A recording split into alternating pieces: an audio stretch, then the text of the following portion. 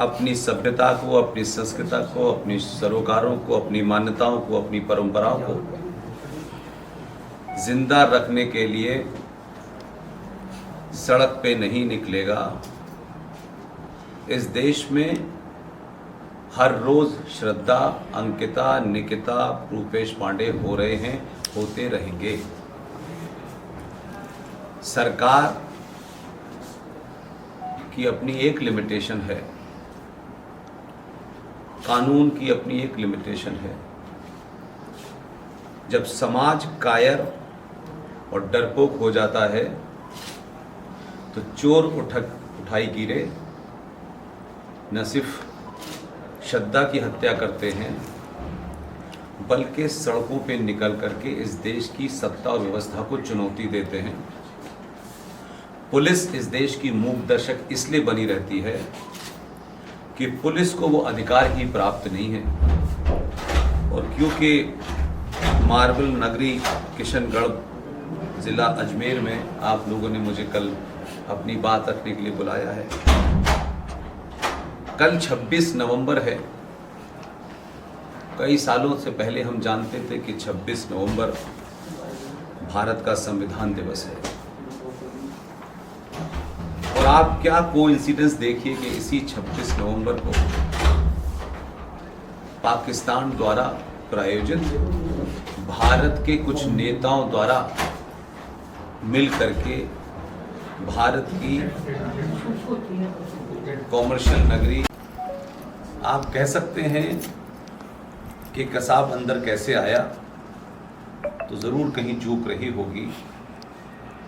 लेकिन मेरा मानना यह है कि हमारे यहाँ हर शहर में, हर गली में ये जो सर तन से जुदा करने की बीमारी है, सनातनी समाज क्योंकि एक लंबे समय से सोया हुआ है और सनातनी समाज के ठेकेदार जो ये कहते हैं कि हमारा ये काम है, वही आपके और आपके परिवारों को और आपको मिसगाइड कर रहे हैं।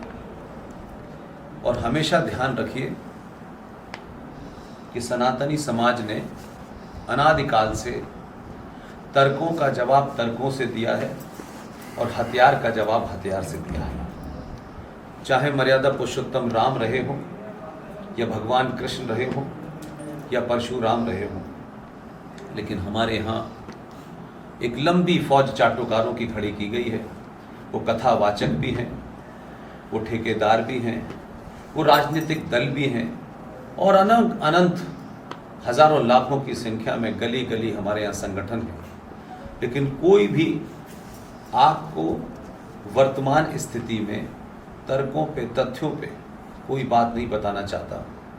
और वो चाहता है कि सनातनी समाज पिटता रहे, मरता रहे और वो अपने संगठनों की, अपनी पार्टियों की रोटियां सेकते रहे। मैं और हमारे तमाम साथी पूरे देश में किसी राजनीतिक दल और किसी हिंदू संगठन से कोई हमारा संबंध नहीं है। हम अपनी बात साइंटिफिक तरीके से तथ्यों पर रखते हैं, रेफरेंस के साथ रखते हैं। और हमारी कोशिश है कि जिस दिन भी सनातन समाज का 10% पॉपुलेशन जग गई, तो जिनको शौक़ है तलवार से खेलने का और गर्दन काटने का, ये जहाँ से आए थे वहीं चले जाएंगे। लेकिन इसके लिए मुझे और आपको सरकार पर निर्भर नहीं रहना है। सरकारें दुनिया में हमेशा समाज पर निर्भर रहती हैं।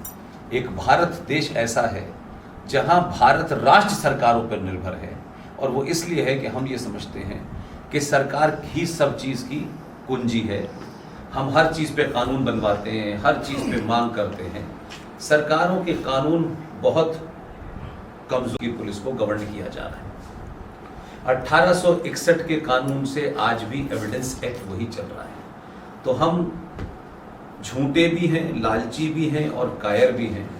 अपने छोटे छोटे स्वार्थों से कि ये ब्राह्मण है, ये ठाकुर है, ये बनिया है, ये दलित है, ये अगड़ा है, ये पिछड़ा है, जो शक्तियाँ भारत की संस्कृति के खिलाफ अनादिकाल से रही हैं, उन्होंने कभी ये सोच के किसी यादव की, किसी बनिए की, किसी ठाकुर की, किसी ब्राह्मण की हत्या नहीं की। जब वो हत्या करते हैं तो वो सनातन संस्कृति के मानने वालों की करते हैं। ये जो जातियों का मामला है, बहुत कम लोग जानते हैं कि भारत के अंदर पहला जातिगत सेंसस, जनगणना अंग्रेज़ों ने कराई थी और हम आज भी उस बीमारी से ग्रस्त हैं। इसलिए समय की मांग है कि आप अपने पे भरोसा रखें, अपने माँ पे, अपने पिता पे, अपने भाई पे, और आपके समाज